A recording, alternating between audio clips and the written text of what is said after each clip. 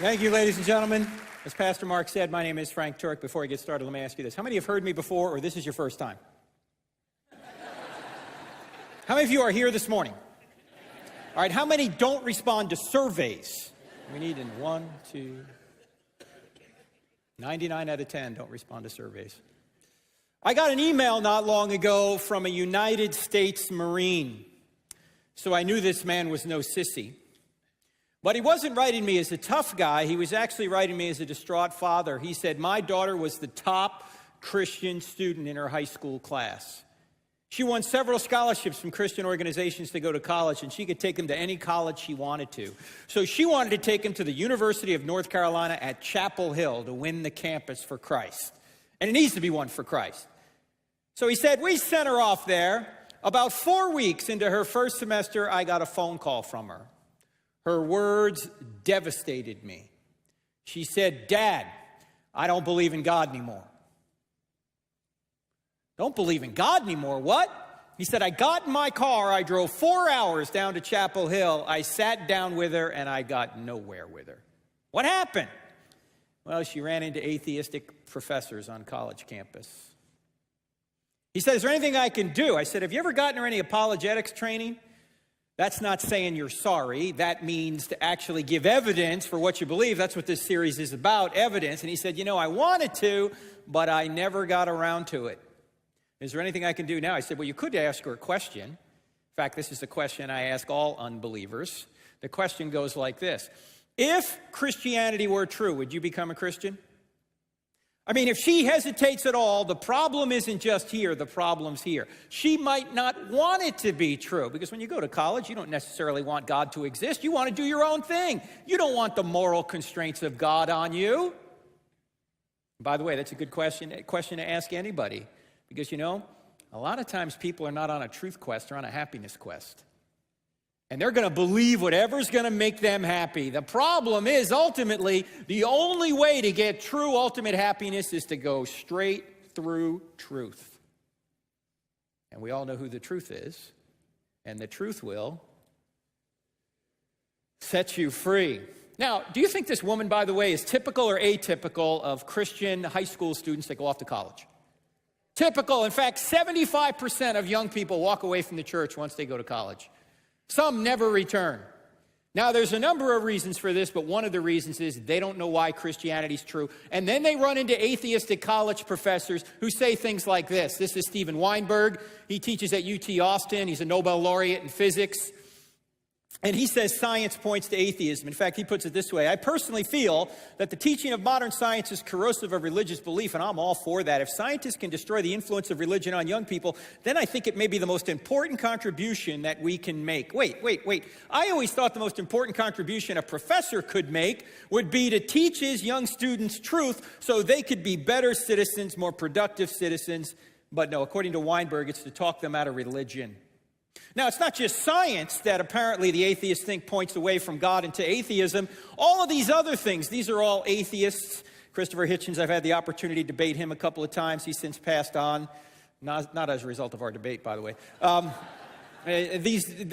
David Silverman is the president of the American Atheists. These debates you can see for free on our website, crossexamined.org. Of course, Richard Dawkins, top atheist in the world, most well-known. They think that reason, science, evolution, morality, evil, there's too much evil in the world, there can't be a good God, or the God of the Old Testament is evil. They think all of these things point to atheism and away from Christianity.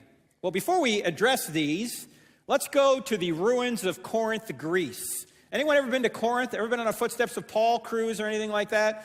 I had the opportunity to lead a couple of them recently. This is a picture of Corinth. What I love about Corinth is when you go to Corinth, there's nothing built over it. You're standing right where the Apostle Paul stood.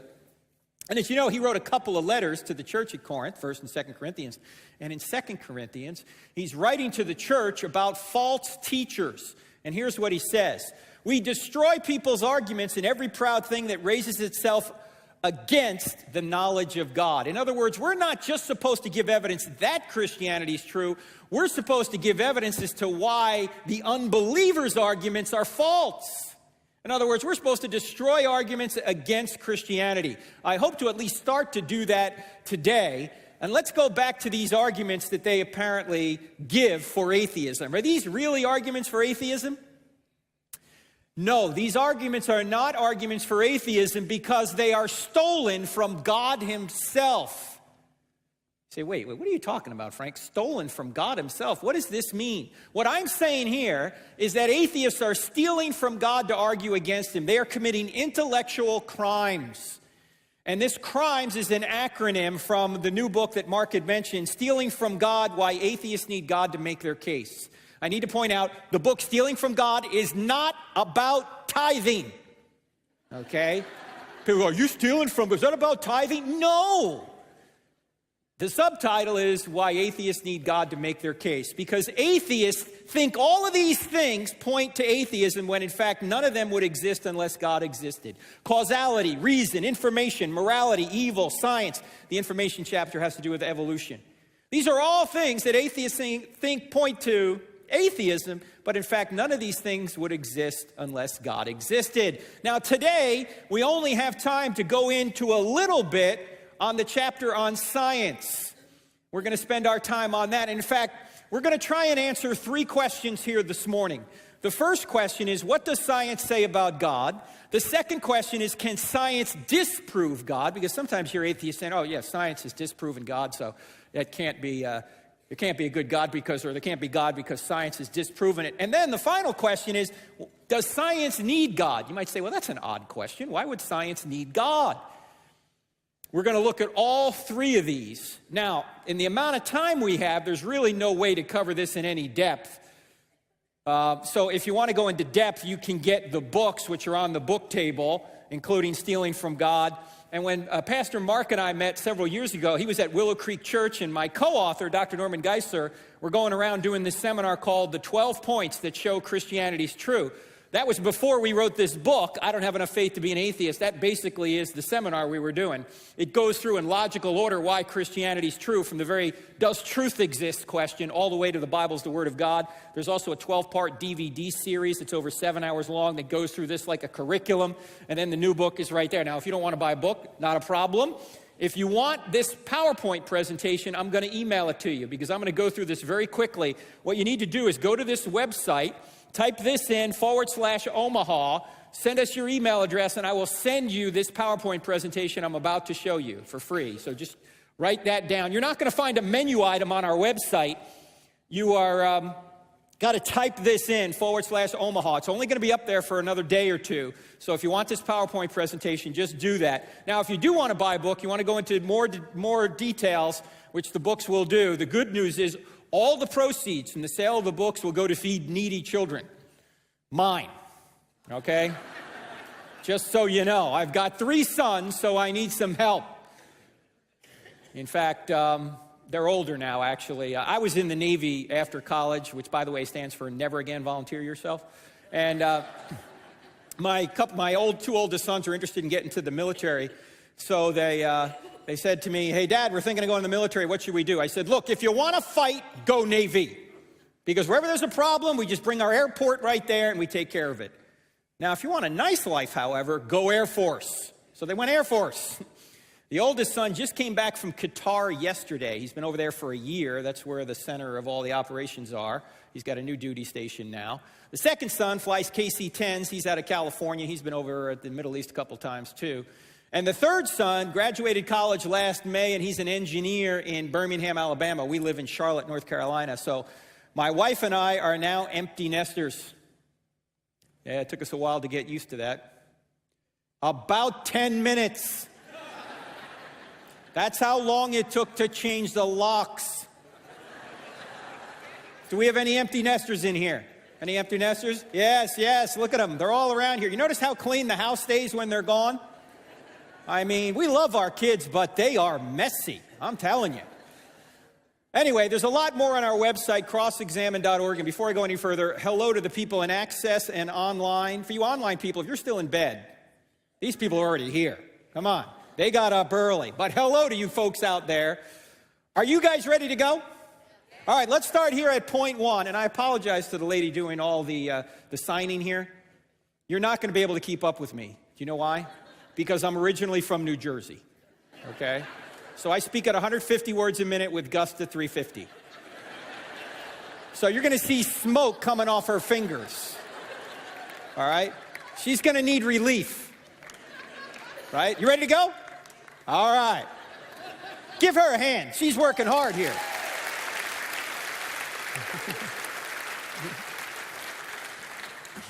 All right, what does science say about God? In order to do this, we have to go back 20 years to the O.J. Simpson trial.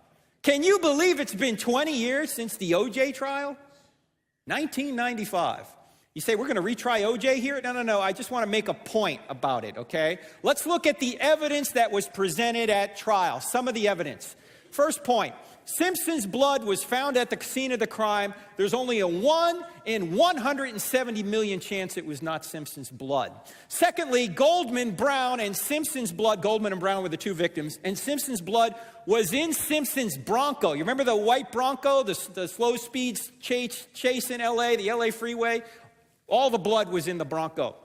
Thirdly, the glove at the scene had blood from all three on it, and it matched the glove at Simpson's house. You remember when Johnny Cochran said, if the glove doesn't fit, you must acquit? You remember that? And the glove had dried because all the blood on it, so he couldn't put it on. Then the bloody footprints at the scene were from a rare size of size 12 shoes that Simpson owned. There was only 199 pairs of these shoes sold in the United States, and Simpson had one of them. Finally, Brown's blood was on Simpson's socks, and there's only a 1 in 21 billion chance it was not her blood, which means she was probably the only human being in the history of the world to have that blood. Now, question, does science show that Simpson was guilty? How many say yes? Science shows that Simpson was guilty. How many say no?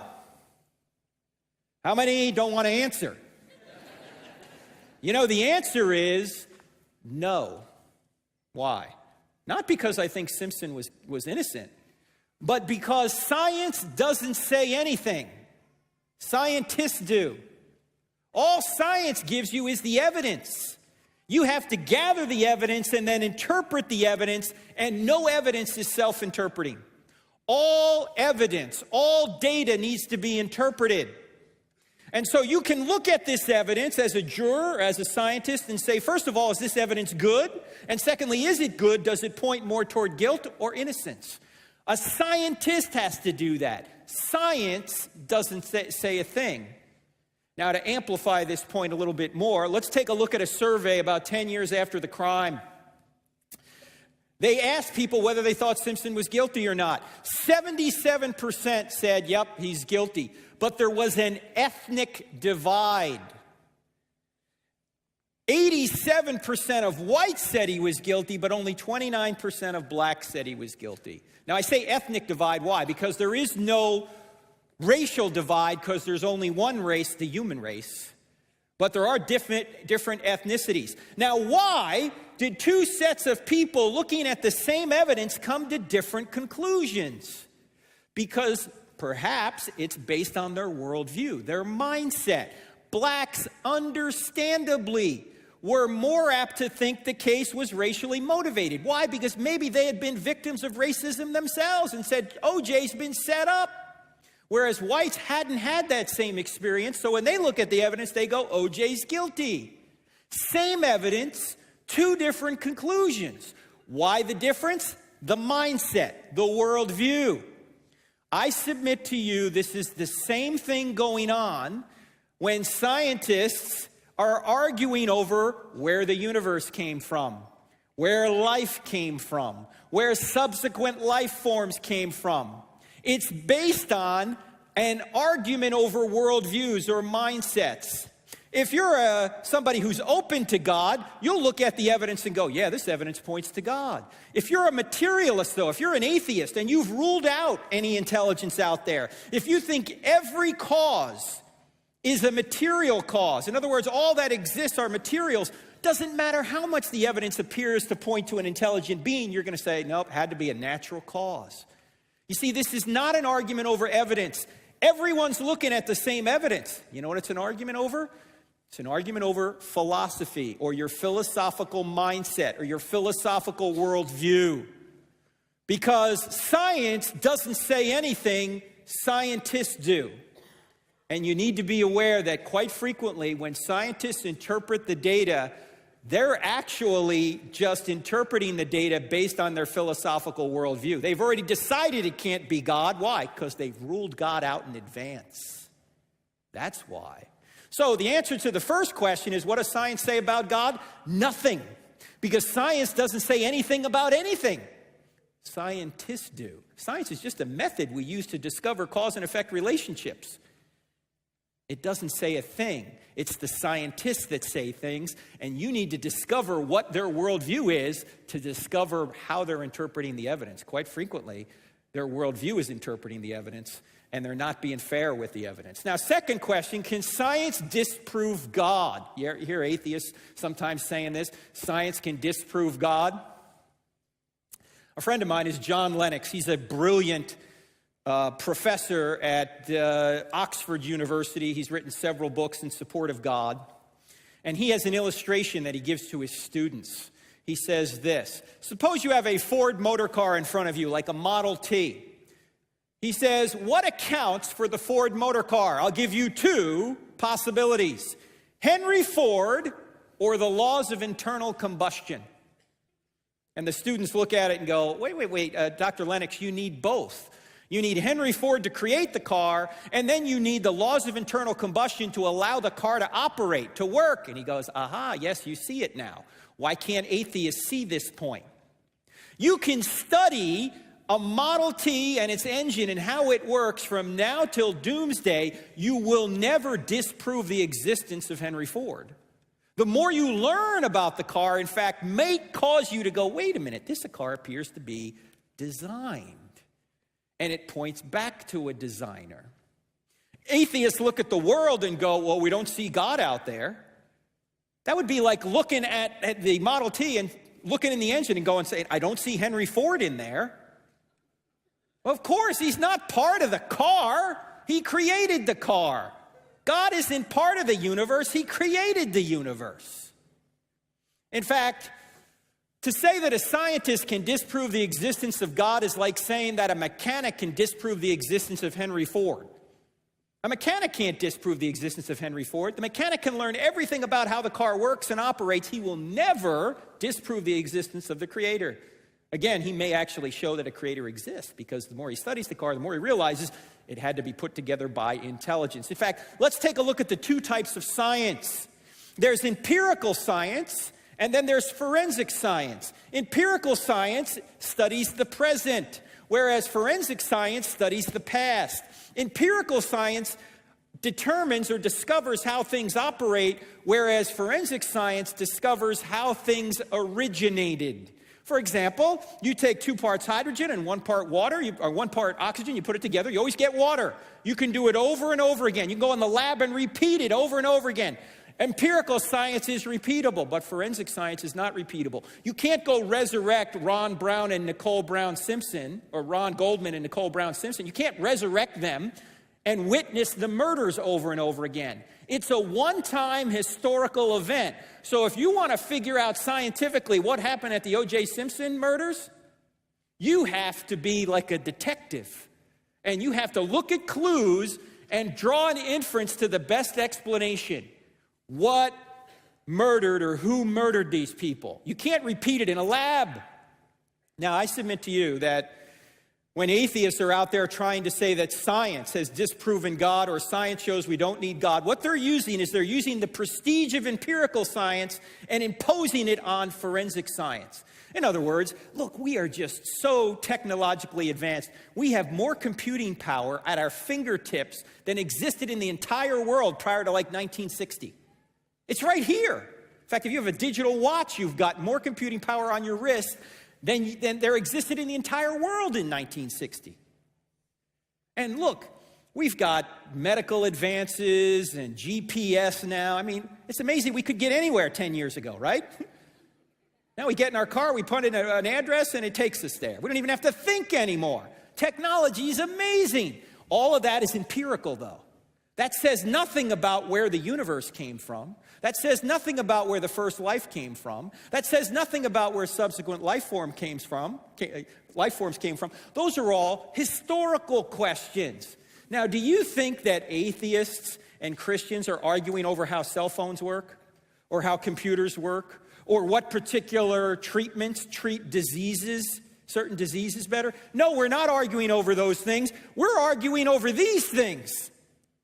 This science is much more secure than this science. This science you can repeat. This science you have to draw inferences. I submit to you, however, that if you look at the evidence, which we'll do tonight at 6 o'clock, we're going to look at a lot of the evidence for the existence of a spaceless, timeless, powerful, intelligent, personal, moral creator tonight. And we're going to see that the evidence points to God rather than nothingness. So you need to keep these two types of science in mind when you're looking at this question. Third and final question, we'll spend the rest of our time on this. Does science need God? First of all, what does science say about God? Nothing. Can science disprove God? No. So does science need God? You say, that's an odd question, Frank. Why would you ask that question? Let's go back to my friend John Lennox. Here he is, a jovial Irishman. In fact, this guy is so likable that if everyone was like John Lennox, the entire world would be evangelized already. You just can't not like John Lennox, a jovial Irishman. Richard Dawkins, on the other hand, is a kind of a grumpy atheist. And these two guys have debated a number of times. And this guy is so likable and this guy is so grumpy that one guy who was reviewing one of their debates said, watching John Lennox debate Richard Dawkins was like watching Santa Claus debate the devil. If you want to see their debates, the Fixed Point Foundation actually has them on their website. But toward the end of their second debate, Dr. Dawkins kept talking about, oh, by the way, both these guys are brilliant. Did I mention that? They're both brilliant. And they sound even more brilliant than they already are because they have British accents, both of them. Anyway, Dawkins kept talking about how the laws of physics did this and did that. And somebody in their second debate asked a question. Here was the question. Dr. Dawkins, where do the laws of physics come from? And Dawkins said, I have no idea, but bringing God into it doesn't help. Actually, I think bringing God into it does help. You see this guy, this is Paul Davies. He's a physicist at Arizona State University. He's an agnostic, meaning he goes, I don't know whether God exists or not. But in 2006, he wrote an article in the New York Times. And by the way, as Cal Thomas says, every morning I read the New York Times and the Bible just to see what both sides are doing. Is there any water over there? Can you bring the water up? Anyway, this article, Taking Science on Faith, he was basically asking the question, why are there orderly natural laws? And here's what he said. Thanks, David. Here's what he said in the article. Scientists take the orderly laws of physics on faith, and that those laws are all expressed as tidy mathematical relationships. Think about it. Did you ever ask yourself, why is the world so well described by mathematics? Because there's a mind behind it. This world is rational because it's the product of rationality, a mind. He went on, Davies did in the article, to say this. Over the years, I've often asked my physicist colleagues why the laws of physics are what they are. The answers vary from, that's not a scientific question, to nobody knows. The favorite reply is, there is no reason they are what they are, they just are. And stop asking the question. In fact, Davies said this. After he posted this article in the New York Times, his email box was filled with vitriol from atheists. Why are you doing this, Paul? Stop asking that question. Because there is no answer for it from a materialistic perspective. If there are orderly laws of nature, there must be a lawgiver. If there's laws, there must be a lawgiver. In fact, science requires a goal-directed universe. Science requires nature to be goal-directed. Why do the planets reliably orbit the sun? Why don't they do herky-jerky things? Why don't they stop, spend a little time here, then go this way or that way? Or Why are they so orderly and consistent? Because they're being governed by orderly laws of nature. You say, Frank, gravity does this. Yeah, but what's making gravity do what it does? Consistently and repeatedly. You look at a beautiful tree, an oak tree. Where did this oak tree come from? It came from an acorn. But why does an acorn, if it's properly nourished, always become an oak tree?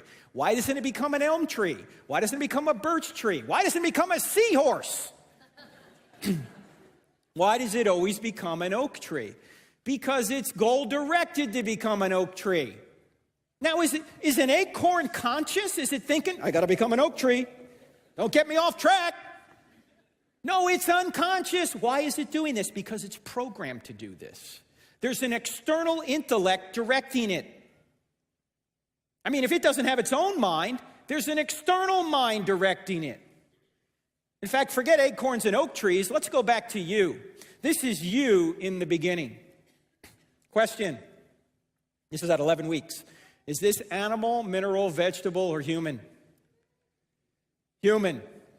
In fact, let's go even earlier. Let's go back to when your mother and your father got together. Have you guys had this talk before? I see some young people in here, so I'll try and be discreet.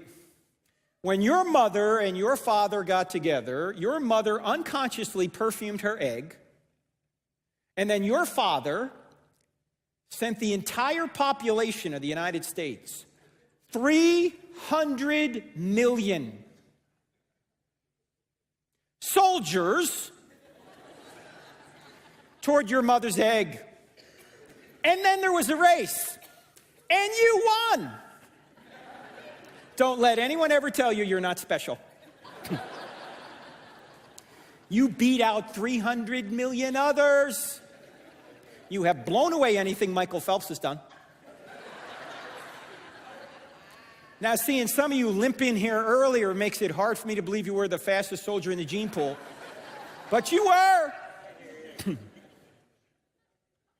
Now, when your soldier, which, by the way, was 20 to 30 times smaller than a grain of salt and contained half of the genetic information that makes you you, and your egg, which was about the size of a period at the end of a sentence, and contained the other half of the genetic information that makes you you, when your soldier and your egg came together, a new 100% genetic human being was created. You know, you have not received any more genetic information from that point till right now. In fact, there were only 4 things separating you from adulthood: time, air, water, and food. Those are the same 4 things that separate a 2-year-old from adulthood. Does this have implications on the abortion issue? Yeah, I think it does. We don't kill the unborn child in the womb. Why do we kill, or we don't kill the 2-year-old? Why do we kill the unborn child in the womb? Genetically, they're the same. You say, Frank, well, you can't legislate morality. Newsflash, all laws legislate morality. The only question is, whose morality? And we ought not legislate my morality. We ought not legislate your morality. We ought to legislate the morality, the one that Thomas Jefferson said was self-evident. He said, we hold these truths to be self-evident, that all men were created equal and endowed by their Creator with certain unalienable rights. Among these are life, liberty, and the pursuit of happiness. So all laws legislate morality. The only question is whose. We might as well just recognize the true morality. No extra charge for that. Let's get back to this. Now, from this point, a construction project of astonishing complexity began taking place. Cells began multiplying at a rate of 4,000 cells per second. Brain cells began multiplying at a rate of 100,000 cells per second, for most of you anyway. Some cells became brain cells. Other cells became heart cells. Other cells became lung cells. How did they know how to do this? Nobody knows. Some cells went so far across you to become what they needed to become that it would be equivalent to you today walking across the United States alone. And that construction project continues to this day. You just made 4 million new red blood cells. You just made another 4 million new red blood cells. You just made another 4 million new red. Are you thinking about this? Are you going, got to make new red blood cells? Hang on, I'm concentrating here. Well, how is all this happening? Because you are goal-directed, and the processes inside of you are goal-directed. if you're doing this unconsciously, there must be some sort of intellect that's directing you toward that end. In fact, scientists, by the way, you know what the best explanation for all this is? The psalmist had it. For you created my inmost being. You knit me together in my mother's womb. Scientists have been experimenting on fruit fly embryos in the very embryonic stage. And they try and divert these fruit fly embryos to try and get them to become something else. And it turns out that the embryos always make heroic efforts to get back on track. We try and take them this way, and they go, no, I got to become a fruit fly embryo. I got to become a fruit fly. And what scientists get is they get one of three possible outcomes. They get a normal fruit fly, they get a mutant fruit fly, or they get a dead fruit fly. They don't even get a horse fly, much less a horse. Why? Because an embryo is goal-directed. A fruit fly embryo is goal-directed to become a fruit fly. With all our intelligence, we can't divert these things, yet atheists are telling us that non-intelligent processes can divert these things and have them become other kinds of animals. Nonsense. The world is goal-directed. If it's goal-directed, there must be a mind behind it. Now, who thought of this first? You know who thought of this first? Aristotle. Aristotle, 400 years before Christ, said nature's goal-directed. He called it final causality. There's a final goal, a final target that things are heading toward. It's sometimes called teleology. We'll talk about this tonight. There's design in the universe.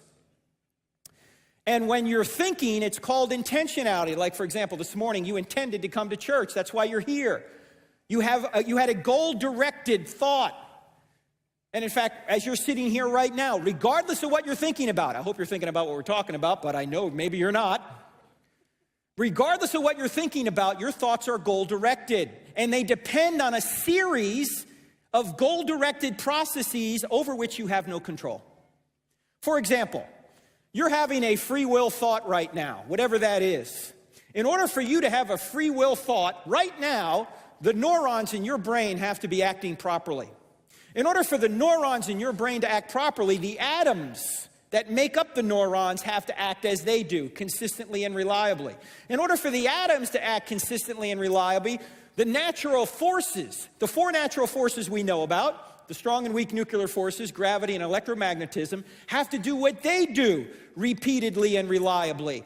Now, are any of these things conscious here? Well, what causes the natural forces to do what they do? That's the big question. You know what Aristotle said? The unmoved mover. We would say the external intellect is God. In fact, Aristotle said it was the unmoved mover that did it. Paul comes along and says, it's God, it's Yahweh that does it. All these goal-directed forces that are happening right now as you sit here are being directed toward an end by an external intellect. In fact, Paul put it this way: Christ is before all things, and in him all things hold together. Paul goes up on Mars Hill in Athens. If you've ever been to Athens, you know where that is. Right where Aristotle surely was 400 years prior. And Paul says this: in Christ we live and move and have our being. He's actually quoting a Cretan philosopher or prophet, a Cretan philosopher who said, in Zeus we live and move and have our being. But Paul takes that and he says, no, in Yahweh, in Christ, we live and move and have our being. He's holding us together right now as you sit here. If there is a goal-directedness to nature, somebody must be directing it. In fact, God is to the universe what a band is to music. When the band was up here earlier, they created and sustained the music by playing. What happened to the music the second they stopped playing? The music was over. The same thing is true with God. He creates the universe and he creates you, and he sustains the universe and he sustains you. If he were to stop sustaining you and me, we'd all go out of existence. So, this man was an atheist who said a common sense interpretation of the facts suggests that a super intellect has monkeyed with physics as well as chemistry and biology, and that there are no blind forces worth speaking about in nature. This man is Fred Hoyle. He was one of the top atheists of the last century. And after he saw this, and particularly the fine-tuning argument for the universe, which we'll see tonight at 6 p.m., this guy said, hey, there's got to be a mind behind all this. There is a mind behind it. That mind is God, who created and sustains the universe. So I'm saying that God makes science possible. He sustains goal-directed natural laws. So when atheists say there is no need for God because natural laws can explain everything, they are stealing from God, who is the author and sustainer of natural laws. That's the point. They're trying to say, oh, we don't need God, we've got natural laws. You-hoo, where'd you get natural laws from? And why are they so consistent and precise and reliable? Why is there so much goal-directedness in nature? Because there's a goal director. In fact, God is continually present to you right now. He sustains you right now. He's here. His power is present right now as we speak. He's holding us together. He's directing us toward an end. And as the ancient texts say, in him we live and move and have our being. So science requires a being like God to even work. There would be no ability to do science or ability to know anything unless God existed. So, summary. What does science say about God? Nothing. Science doesn't say anything. Scientists do. And sometimes, quite frequently, it's their philosophical presupposition which prevents them from interpreting the scientific data properly. We're going to see some of that evidence tonight. Can science disprove God? No, science can't disprove God. A scientist can't disprove God any more than a mechanic can disprove the existence of Henry Ford. It's silly to say that. The third question is, does science need God? Yes. There would be no such thing as science if there wasn't an orderly natural world. And the only way we have an orderly natural world is because things are goal-directed, because there's a mind out there directing them as we sit here. Regardless of whether the universe had a beginning, by the way. Tonight we're going to see evidence that the universe did have a beginning, but you don't even need a beginning of the universe to need God. In fact, Aristotle believed the universe was eternal, and he said, even if the universe is eternal, there has to be an uncaused cause that sustains or creates and sustains all change. This guy's a pagan. He didn't even have the scriptures, and he knew this. He just thought about it in a goal-directed way. Now, if you want to go deeper, the books and the DVDs are out there. But again, you can get this presentation for free. If you type this in your browser and give us your email address, we'll send it to you. We're also on YouTube, Twitter, and Facebook. We've got a YouTube channel. We put a lot of YouTube videos up there. They're very short videos because some of them are taped on a college campus when I'm interacting with atheists during Q&A. So you can share those with others. Just sign up for our YouTube channel. It's called Turek Video. And then we're on Twitter. We're also on Facebook. If you like our Facebook page, that would be good. And by the way, we're so into YouTube, Twitter, and Facebook, we've combined these three into one social media platform. We call it UTwitface. Okay? It's kind of a New Jersey thing. You may want to sign up for it. We have TV every week on Wednesday nights at 8 p.m. Central and midnight Central. DirecTV channel 378. How many people here have DirecTV? Can I see your hands, please? DirecTV.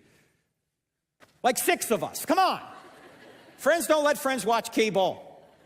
If you want to get out and have enough faith to be an atheist, you got to get DirecTV. Actually, that's not true. If you go to our website, crossexamine.org, at that time, you can watch the show streaming live. We're also on radio every Saturday morning at 9 a.m., and I don't know if it's on here in Omaha, but it's podcasted, it's on iTunes, and it's also on our new app. If you don't have our new app, it's almost 2 years old now. There's been almost over 57,000 people have downloaded this app because it has all these radio shows we do once a week. And it also has a quick answer section. I want to tell you about this quick answer section. Suppose you're having lunch with somebody and they say something against Christianity and you're not quite sure how to answer it. You take out your iPhone or your iPad, you go to the quick answer section of the Cross-Examined app, and chances are the objection they brought up, we have a short answer to right there in the app. So download it, it's free. And then tonight, while it might not be free, it may be, what, $10 to get in tonight? I don't know, something like that. Come tonight because we're going to go into the evidence for a God tonight from science or from the process of doing science. Remember, science doesn't say anything scientists do. And we're going to go into that tonight. Today I was just trying to set the table as to why we need God for science. But now we're going to actually look at the evidence tonight at 6 p.m., and everybody's welcome, so come back then. And why do you want to do this? Because you don't want this happening to you. You don't want to get that call one day from your son or daughter or grandson or granddaughter that says, hey, I don't believe in God anymore.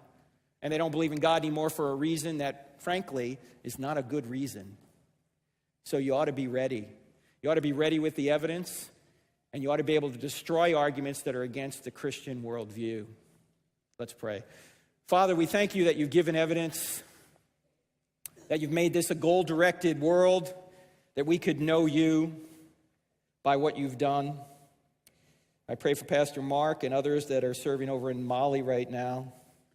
Africa needs your attention just like we do. I pray that you'd continue to encourage people here. You continue to make disciples here who can go out and be great ambassadors for you. And I pray that we'd be able to share this information not only with believers but with unbelievers and give them a good reason as to why we believe what we do. I thank you for all these things in the name of Christ. Amen.